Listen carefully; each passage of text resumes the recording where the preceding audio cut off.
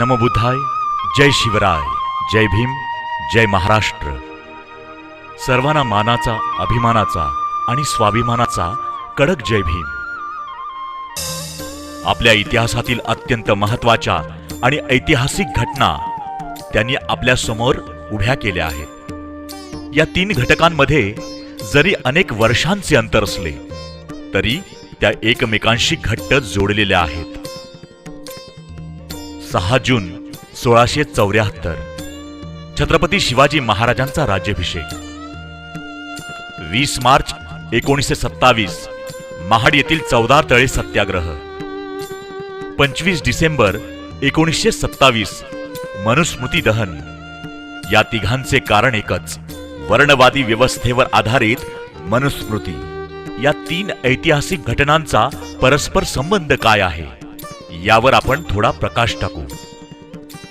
Doctor Babasaheb Ambedkar, Chhatrapati Shivaji Maharaj यांच्यातील वैचारिक नाते सांगताना आम्हाला खूप अभिमान वाटतो।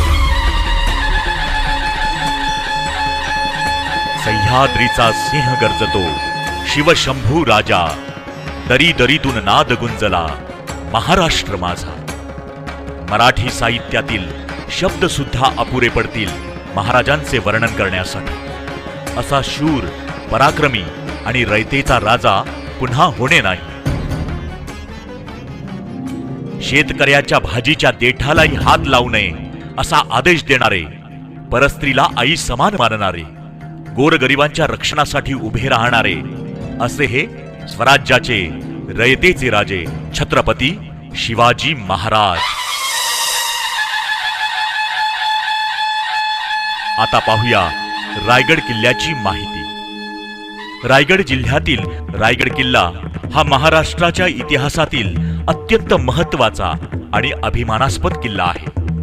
पूर्वी या किल्ल्याचे नाव रायरी किंवा मुरुंबदेवीगड असे होते। याच किल्ल्यावर छत्रपती शिवाजी महाराजांचा राज्याभिषेक झाला आणि स्वराज्याची औपचारिक स्थापना झाली।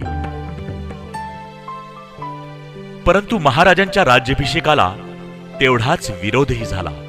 त्या काळात राज्याभिषेक हा ब्राह्मणांच्या संमतीने होत असे। काही ब्राह्मणांनी महाराजांना शूद्र म्हणून हिणवले आणि राज्याभिषेक करण्यास नकार दिला। परंतु राज्याभिषेक झाल्याशिवाय स्वराज्याची स्थापना पूर्ण होणार नाही हे महाराजांना माहीत होते। म्हणून काशीचे विद्वान गागा भट्ट या ब्राह्मणाला बोलावून असंख्य सोन्याच्या मुद्रा देऊन मोठ्या थाटामाटात राज्याभिषेक करण्यात आला।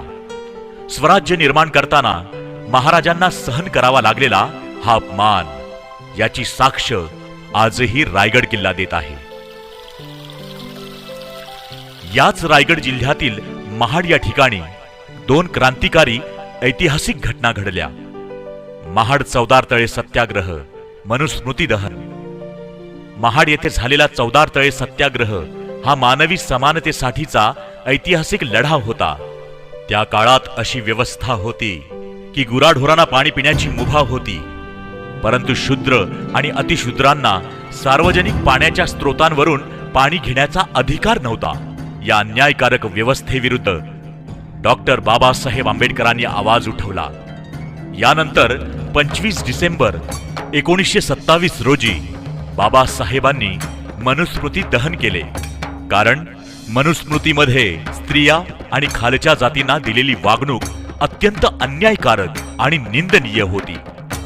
डॉक्टर बाबासाहेब आंबेडकर छत्रपती शिवाजी महाराजांना गुरुस्थानी मानत होते। ते आपल्या पत्राची सुरुवात जय शिवराय या शब्दांनी करत असत। 18 पगड जातींना समान वागणूक देणारे शिवाजी महाराज, हिंदू मुस्लिम भेदभाव न करणारे शिवाजी महाराज, गोर गरीब रयतेचे राजे शिवाजी महाराज हे सर्व बाबासाहेबांना ठाऊक होते। म्हणूनच बाबासाहेब म्हणाले, ज्या वर्णव्यवस्थावर आधारित मनुस्मृतीच्या मुळे रायगडावर माझ्या गुरुचा अपमान झाला, त्याच रायगडाच्या पायथ्याशी मनुस्मृती जाळणे हीच माझी गुरुदक्षिणा। म्हणून 25 डिसेंबर 1927 रोजी रायगडाच्या पायथ्याशी मनुस्मृती दहन करण्यात आले। या सर्व घटनांमधून आपण एक गोष्ट स्पष्ट पाहतो, छत्रपती शिवाजी महाराजांनी स्वराज्याची संकल्पना मांडली रयतेचे राज्य आणि डॉक्टर बाबासाहेब आंबेडकरांनी भारतीय संविधानाच्या माध्यमातून त्या राजाला लोकशाही, समता आणि न्यायाचे स्वरूप दिले.